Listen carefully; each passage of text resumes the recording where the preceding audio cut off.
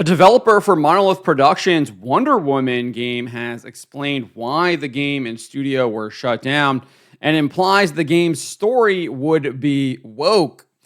Roll this up over at phantompulse.com. You can find the link in the description below.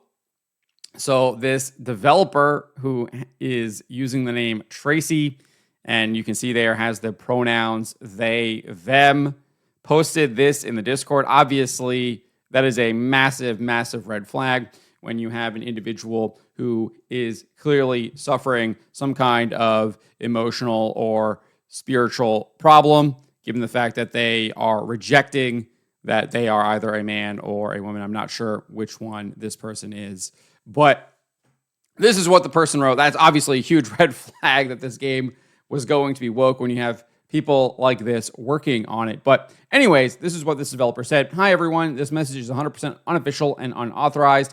Thank you all so much for your fandom and your kind words and for all the time you spent with us.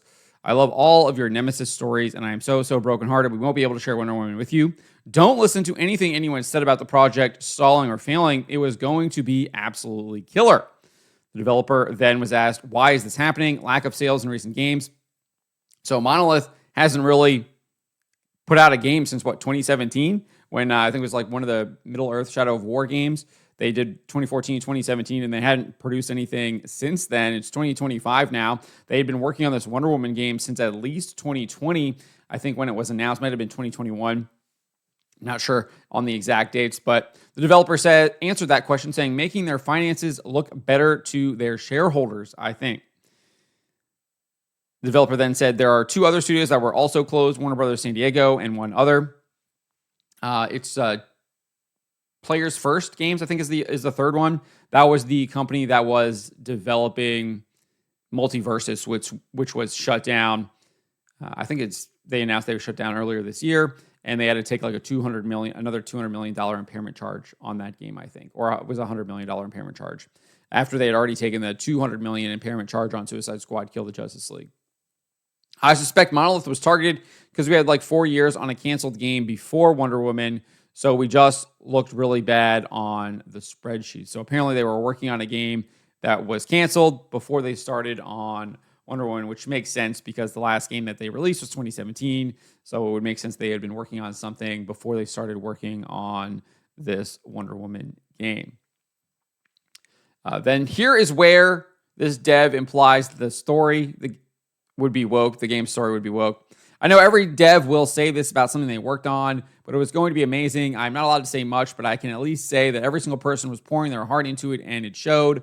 Our narrative team had a fantastic and deeply meaningful story, especially in these really difficult times. I felt the world really needed the story we were telling. So one can only imagine that it was going to be pushing some kind of transgender ideology, was going to be signaling back against President Donald Trump, was going to be embracing all of the false empathy that we've been seeing over the past half decade or so, especially under President Joe Biden. So hard not to see that when this person is using they, them pronouns and then is saying that it was going to be a deeply meaningful story, especially in these really difficult times. These times are difficult, but they're not difficult in the sense of what this person is, in my opinion, is probably implying, right? The difficulty is that we have absolute insanity with people thinking that they are not men and they're not women, and that men and women can change. That is one of the major difficulties that we have, and I doubt that game was going to be addressing any of that stuff. It was probably going to be saying, "Oh, this is totally right and good, and you should totally embrace this," and that's what it was going to be. Probably signaling against President Trump, etc.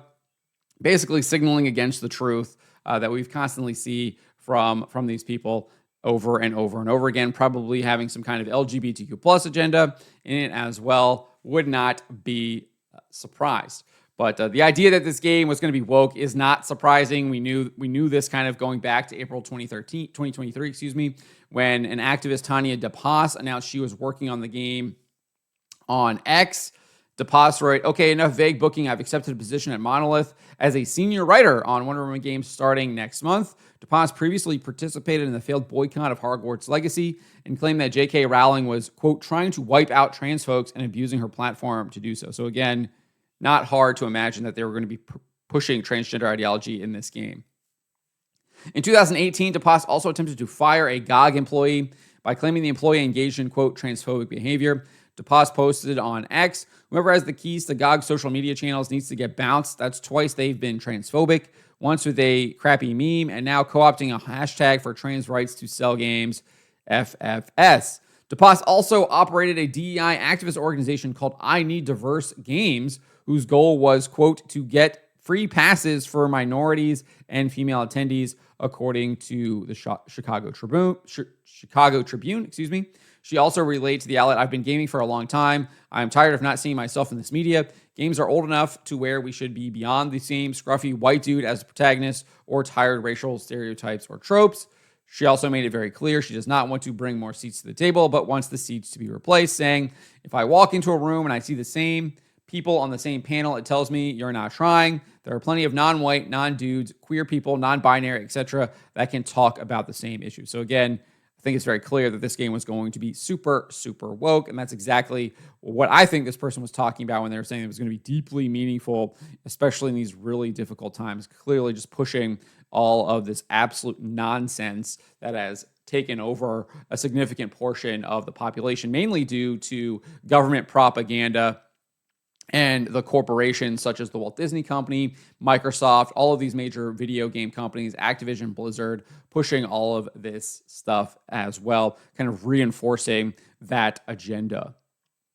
On top of this, on top of DePaz and those comments from this Wonder Woman dev, we had this from former World of Warcraft team lead Mark Kern. He shared that a Warner Brothers Games insider informed him that if you disagree with transgender ideology, you can be fired. He wrote this, I was speaking with a Warner Brothers dev just a few weeks ago. He was telling me about their HR training where they said you can't disagree with gender affirmation on social media as it is a firing offense. Said it was rough to work there as WB was full of DEI. I'll probably do a separate article on this altogether because I've talked about this before. They have a chief diversity guy, and he has literally talked in public about how he actively tries to get people out of Warner Brothers Discovery, the parent company, who are opposed to his woke ideology. So probably going to do a much more bigger dive into this because it does look like Warner Brothers is heavily infected with this ideology. Would not be surprised if the Trump administration comes down on them extraordinarily hard, given all of the executive orders we've seen. They've already begun taking action against NBC Universal. So would not be surprised if they put their sights on Warner Brothers as well, if Warner Brothers does not shape up and get in line and basically excise this DEI that is destroying their company, has been destroying our society, and causing all kinds of mayhem and destruction. But let me know what you guys make of what this Wonder Woman developer had to say. I'm kind of glad that this game is getting scrapped. I don't think that people needed to see this. I don't think there was going to be any actual value in it. It doesn't look like anything good was going to come from it. Looks like it was going to be pushing more degeneracy and was going to lead people down a path that they should not be led down. But let me know what you guys make of this. Let me know in the comments below. Remember to always be charitable, especially to each other, and to always, always speak the truth.